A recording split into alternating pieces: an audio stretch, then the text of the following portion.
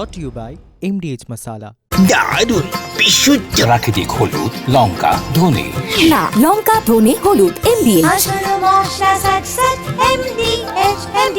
খবরের ছটা নিয়ে নীলাঞ্জনা রয়েছে আপনাদের সঙ্গে। এরপর স্পেশাল 24 দেখুন সব্যসাচীর সঙ্গে। অনেক ধন্যবাদ নীলাঞ্জনা তোমাকে। এবং হিমালয় অঞ্চলে চীন কোন কোন প্রজেক্টে কার কার বিপদ তৈরি করছে, বিশেষ করে আমাদের খুঁটিনাটি আপনাদের জানিয়ে দেবো আজ। তারপর থাকবে পায়। ধন্যবাদ সব্যসাচী। বাঁচাতে গিয়ে বিপদ দেখাবো আপনাদেরকে 6:55 ভাইরাল নিউজে। এখন সরাসরি চলে যাব নীলাঞ্জনের কাছে।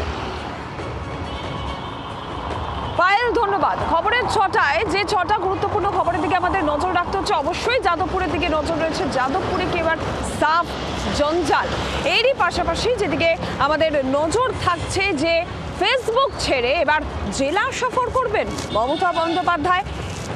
শুভেন্দু অধিকারী রাজ্যের বর্তমান মুখ্যমন্ত্রী গেলেন প্রাক্তন মুখ্যমন্ত্রীর পাড়ায়। সিবিআইকে ডেডলাইন বেঁধে দেওয়া হলো। কিসের জন্য ডেডলাইন জানাবো আপনাদের।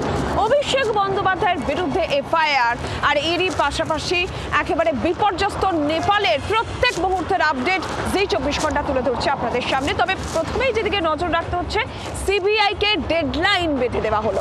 হাইকোর্ট সিবিআইকে ডেডলাইন বেঁধে দিয়েছে। আরজি করে দ্বিতীয় দফার যে তদন্ত, সেই তদন্ত অন্তত 3 সপ্তাহের মধ্যে শেষ করতেই হবে।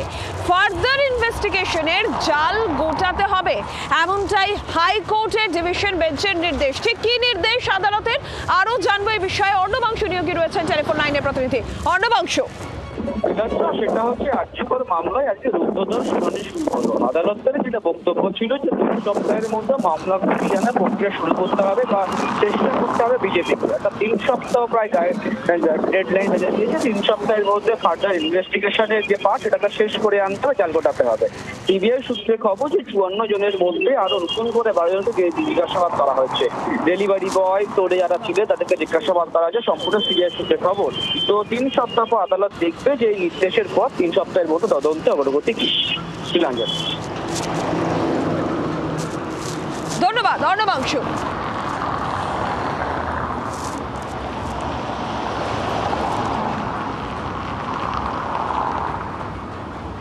আর এবার অবশ্যই যাদবপুরের দিকে নজর রাখতে হচ্ছে। 10,000 কণ্ঠে বন্দে মাতরম বন্দনা যেরকমটা বলা হয়েছিল। আর যাদবপুর থেকেই একেবারে বাম, অতি বাম এবং তৃণমূলকে নিশানা করলেন মুখ্যমন্ত্রী শুভেন্দু অধিকারী। যাদবপুরে যে থ্রেট কালচারের কথা তিনি বলেছেন, এরই পাশাপাশি দেশ বিরোধীদের যে কোনোভাবেই রেয়াত করা হবে না, স্পষ্ট কড়া বার্তা দিয়েছেন মুখ্যমন্ত্রী শুভেন্দু অধিকারী। যাদবপুরে দাঁড়িয়ে তিনি বলেছেন, সব ইতিহাস মুছে দিয়েছিল বামেরা। 15 বছর ধরে জামাতিদের শাসন চলছিল, আবর্জনা সাফ করার হুঁশিয়ারি দিলেন মুখ্যমন্ত্রী। কি বললেন শুভেন্দু অধিকারী, শোনাই। আমি ওই পুলিশ মন্ত্রী,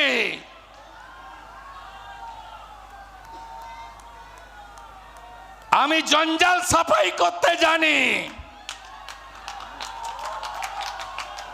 আমি নন্দীগ্রাম থেকে কমিউনিস্ট সাফাই করেছি। আমি জঙ্গলমহলে কিষানজিদের খাতা বন্ধ করেছি। আমি সেই লোক। আমরা এই বিষয় নিয়ে আরো জানবো। দেবাঞ্জন বন্দ্যোপাধ্যায় সরাসরি প্রতিনিধি রয়েছেন আমাদের সঙ্গে। দেবাঞ্জন, যাদবপুরে 10,000 কণ্ঠে বন্দে মাতরম বন্দনা, মুখ্যমন্ত্রীর একেবারে কড়া হুঁশিয়ারি। তার নিশানায় বাম, অতি বাম এবং তৃণমূল। অসুখ এবং ওষুধ দুটোই তিনি জানেন। আর কি বললেন?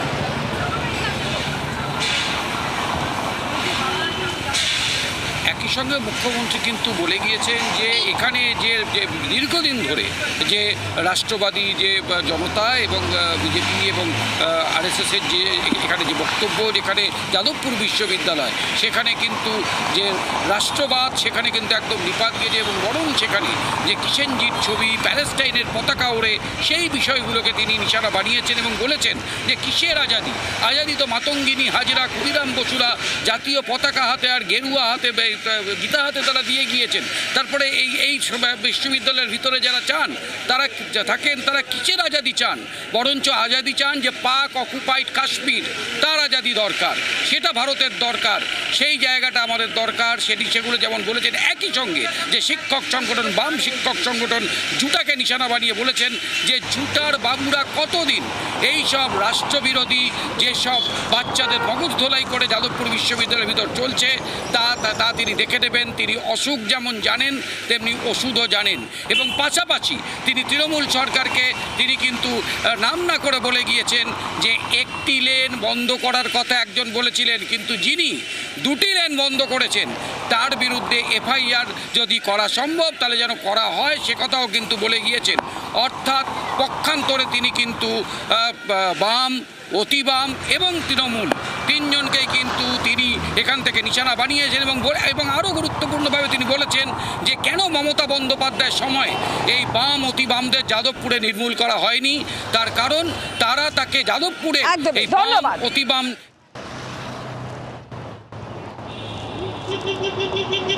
জামাতিরা পশ্চিমবঙ্গ শাসন করেছে 15 বছর। তাদের কাছে উর্দুকে দ্বিতীয় ভাষা হিসেবে স্বীকৃতি দান করাই ছিল এজেন্ডা। তাদের কাছে কখনোই রাষ্ট্রবাদকে স্থাপন করা তাদের কাছে এজেন্ডার মধ্যে ছিল না। যে কোনো ফাসিস্ট শক্তি যখন রাষ্ট্র ক্ষমতার বিভিন্ন স্টেট অ্যাপারেটাসকে দখল করে সেখানে তারা ক্ষান্ত থাকে না। অনেকে মনে করছিল পরিবর্তন নয় প্রত্যাবর্তন নয় পরিবর্তন, কিন্তু রাজ্য সরকার চালাবে। কিন্তু আসলে তারা কি করে, যেটা সাংবিধানিকভাবে আইনগতভাবে যে অ্যাপারেটাস আছে সেটা বাদ দিয়েও যেটা ইডিওলজিক্যাল ইন্টেলেকচুয়াল যে অ্যাপারেটাস আছে, একাডেমিতে গিয়ে গেরুয়া নৌকা করছে টিকিট ধরে, কারণ নবান্ন দখল হয়ে গেছে। যেখানে নাটক হয়, গান হয়, কবিতা হয়, যেখানে সিনেমা হয়, যেখানে যুক্তি বুদ্ধি চর্চা হয়, ইতিহাস চর্চা হয়, গবেষণা হয়, এই সবগুলোকে দখল করতে হয়। চিনির দাম বাড়িয়ে রেশন থেকে নাম বাদ দিয়ে পেটে আঘাত করছে, রুটি রুজির প্রশ্নে। বেকারদের কাজ দেওয়ার প্রশ্ন নেই।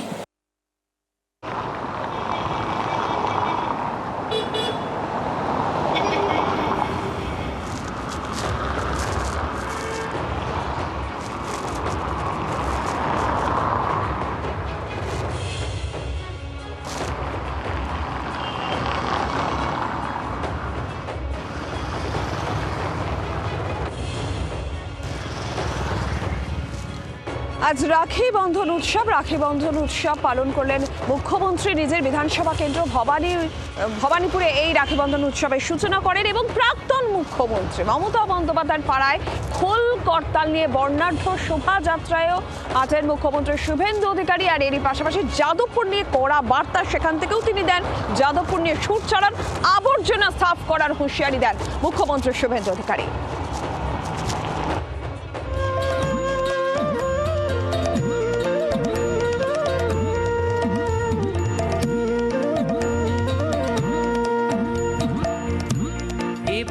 ভ্রাতৃত্ব বন্ধন আর সম্প্রীতির বার্তা নিয়ে বাংলা জুড়ে পালিত হলো রাখি বন্ধন উৎসব। রাজ্য সরকারের উদ্যোগে পঞ্চায়েত থেকে পুরসভা সর্বোচ্চ আয়োজন করা হলো রাখি উৎসবের। আর সেই উৎসবেই রাখির বন্ধনে আবদ্ধ হলেন মুখ্যমন্ত্রী শুভেন্দু অধিকারী। মুখ্যমন্ত্রীর হাতে রাখি পরিয়ে দিলেন লকেট চট্টোপাধ্যায়, রত্না দেবনাথরা। তবে শুধু রাখির বন্ধন নয়, দেশপ্রেমের আবেগও জুড়ে দিলেন রাজ্যের প্রশাসনিক প্রধান। এবারে রাখি বন্ধন উৎসবকে পশ্চিমবঙ্গ সরকার দেশপ্রেমের বন্ধন হিসেবে ঘোষণা করেছে। মোট 4000 কর্মসূচি পালিত হচ্ছে রাজ্যে, 3500 গ্রাম পঞ্চায়েতে, বড় কর্পোরেশনে, বড়োতে, পৌর স্তরে 3টি করে, পুরো এলাকায় প্রত্যেকটি। শুক্রবার নিজের বিধানসভা কেন্দ্র ভবানীপুরে রাখি বন্ধন উৎসবের সূচনা করেন মুখ্যমন্ত্রী। পরে যোগ দেন নজরুল মঞ্চের রাখি বন্ধন অনুষ্ঠানে। সেখান থেকেই বড় ঘোষণা, রাজ্যের সব স্কুল কলেজে ফেরানো হবে এনসিসি। দেশপ্রেম আর শৃঙ্খলার পাঠে পড়ুয়াদের আরও বেশি করে যুক্ত করার বার্তা দিলেন মুখ্যমন্ত্রী। এবিভিপি ও বাম ছাত্র সংগঠনগুলির সংঘাতে সম্প্রতি উত্তপ্ত হয়ে ওঠে যাদবপুর বিশ্ববিদ্যালয়ে। ক্যাম্পাসের অশান্তির আঁচ এসে পড়ে রাস্তার রাজনীতিতেও। মুখ্যমন্ত্রী নিজে যাদবপুর ক্যাম্পাসের ভিতরে দেশবিরোধী দেওয়াল লিখনের ভিডিও সোশ্যাল মিডিয়ায় আপলোড করেন। এদিন রাখি উৎসব থেকেও যাদবপুর নিয়ে সরব হলেন মুখ্যমন্ত্রী। দেশের বাইরে তো শত্রুরা আছেই, দেশের ভিতর থেকে খুব কষ্ট লাগে যখন দেখি কলকাতার রাস্তায় আজাদি আজাদি। কিসের আজাদি ভাই? কাশ্মীরের জন্য পাকিস্তানের সঙ্গে আমাদের এত যুদ্ধ লড়াই, আপনি কলকাতার রাস্তায় কাশ্মীর মাঙ্গে আজাদি লিখবেন, এ খুব পীড়াদায়ক। আমাদের পাশে যারা শত্রু আছেন, প্রতিবেশী, ওদের তো আমরা আমাদের ক্ষমতা বুঝিয়ে দিয়েছি, ভবিষ্যতেও বোঝাবো। ভিতরে থেকে যারা দেশপ্রেম, জাতীয়তাবাদ, বন্দে মাতরম, জনগণ অধিনায়ককে আক্রমণ করেন, তাদেরকেও আমাদের আস্তে আস্তে বাড়ির আবর্জনা পরিষ্কার করার মতো পরিষ্কার করার শপথ নিতে হবে। তবে রাখির বন্ধনেও এড়ানো গেল না রাজনীতির উত্তাপ। এদিন ভবানীপুরে মমতা বন্দ্যোপাধ্যায়ের পাড়ার সামনে দিয়ে খোল করতাল বাজিয়ে পদযাত্রা করেন শুভেন্দু অধিকারী। পাড়ার রাস্তা বন্ধ করে মিছিল করার অভিযোগ তুলে পাল্টা সুর চড়ান প্রাক্তন মুখ্যমন্ত্রী। বাবু যাবেন বাজার, সব রাস্তা বন্ধ, সকাল 9টা থেকে আমার পাড়ায় সব বন্ধ, হাজরা থেকে সব পুলিশ দাঁড়িয়ে আছে। কখন বাবুকে স্যালুট দেবেন? যান না নবান্ন গিয়ে রোজ স্যালুট দিয়ে আসুন। কে বারণ করেছে? ওটাও তো আমাদের করে দেওয়া। রাখির উৎসবেও তাই সামনে এলো রাজনীতির টানাপোড়েন। কিন্তু দিনের শেষে সেই কোলাহল ছাপিয়ে সামনে রইল মুখ্যমন্ত্রীর রাষ্ট্রবাদ আর দেশপ্রেমের বার্তাই। অরিন্দম পার্থর সঙ্গে কমলাক্ষ ও অর্ণবাংশুর রিপোর্ট, জি24 ঘন্টা। খবরের ছটা এবার যে খবরের দিকে নজর রাখতে হচ্ছে, হাইকোর্টের নির্দেশ ভেঙে কি সভা করেছেন মমতা বন্দ্যোপাধ্যায়? টিএমসিপির প্রতিষ্ঠা দিবস উপলক্ষে ক্যাথিড্রাল রোডে কালীঘাটপন্থী তৃণমূলের সভা ছিল। সেই সভায় কি হাইকোর্টের নির্দেশ মানা হয়নি? মমতা বন্দ্যোপাধ্যায় নিশানায়, শুভেন্দু অধিকারীর নিশানায় মমতা বন্দ্যোপাধ্যায়। তার বক্তব্য, হাইকোর্টের নির্দেশ লঙ্ঘন করেছেন মমতা বন্দ্যোপাধ্যায়, রাস্তা আটকে সভা করা হয়েছে, পুলিশকে এফআইআর করার নির্দেশ দেওয়া হয়েছে এবং পুলিশকে হাইকোর্টেও যেতে বলেছেন বলে জানিয়েছেন মুখ্যমন্ত্রী শুভেন্দু অধিকারী। কি বলেছেন শোনাই।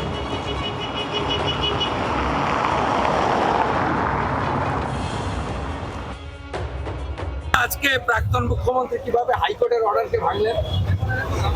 রাস্তার একটা ফ্যাং ছেড়ে করতে বলেছে,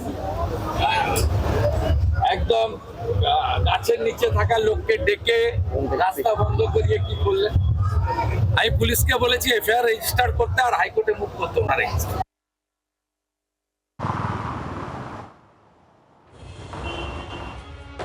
তৃণমূল ছাত্র পরিষদের প্রতিষ্ঠা দিবস ছিল আজকে এবং সেই প্রতিষ্ঠা দিবসেই সভা ছিল। যে সভার জায়গা দেওয়া হয়েছিল কালীঘাটপন্থী তৃণমূলকে, সেই সভার জায়গা ছিল ক্যাথিড্রাল রোড। সেখানেই সভা ছিল, 12টা থেকে 3টে পর্যন্ত সময় দেওয়া হয়েছিল। মমতা বন্দ্যোপাধ্যায়, অভিষেক বন্দ্যোপাধ্যায়ের উপস্থিত ছিলেন, কিন্তু শুভেন্দু অধিকারী রাজ্যের মুখ্যমন্ত্রী, তিনি বলছেন যে হাইকোর্টের যে নির্দেশ ছিল বা যে শর্ত ছিল সেগুলি মানা হয়নি। রাস্তা আটকে সভা করেছেন মমতা বন্দ্যোপাধ্যায়, হাইকোর্টের নির্দেশ লঙ্ঘন করেছেন। পুলিশকে এফআইআর করার নির্দেশ মুখ্যমন্ত্রী শুভেন্দু অধিকারীর, আর এরই পাশাপাশি পুলিশকে হাইকোর্টেও যেতে বলেছেন বলে জানিয়েছেন মুখ্যমন্ত্রী।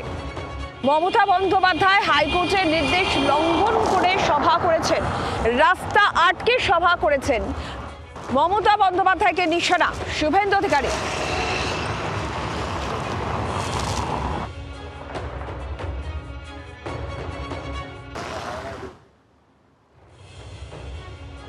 বিপর্যস্ত নেপালের দিকেও নজর রাখতে হচ্ছে। একেবারে গ্রাউন্ড জিরো থেকে প্রত্যেক মুহূর্তের আপডেট আমরা তুলে ধরছি আপনাদের সামনে। আর এর মধ্যেই ভারতের তরফ থেকে সব রকম সাহায্যের আশ্বাস দেওয়া হয়েছে, ত্রাণ পাঠানো হয়েছে, বেলি ব্রিজ নির্মাণেও সাহায্যের আশ্বাস।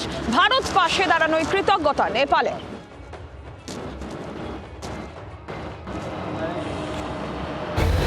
বর্তমানে গত 3 দিন হতে চলল নেপালের প্রাকৃতিক দুর্যোগে নেপাল সরকারের হিসেবে এই মুহূর্তে মৃতের সংখ্যা দাঁড়িয়েছে প্রায় 500 আর নিখোঁজের সংখ্যা 2000 পেরিয়েছে।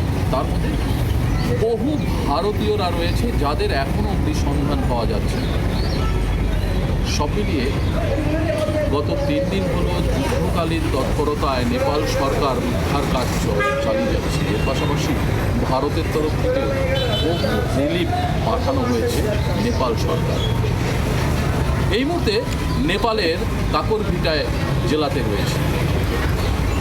এখানকার বাসিন্দা অর্থাৎ পাশাপাশি এখানকার যারা ব্যবসায়ী অর্থাৎ ট্যুরিজম ব্যবসার সাথে ওতপ্রোতভাবে জড়িত, তাদের এই নেপালের যে প্রাকৃতিক দুর্যোগ, সেই দুর্যোগের ফলে তাদেরই ব্যবসার অবস্থা কীভাবে চলছে, নেপালের এই সমস্ত এলাকার ট্যুরিজম ব্যবসা থেকে শুরু করে ফার্নিচার থেকে শুরু করে হোটেল ব্যবসা, সাধারণ মানুষের জীবনযাপন।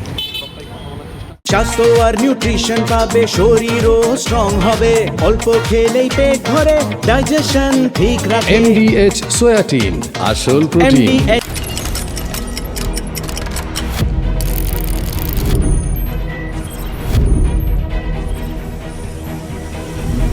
Brought to you by MDH Masala,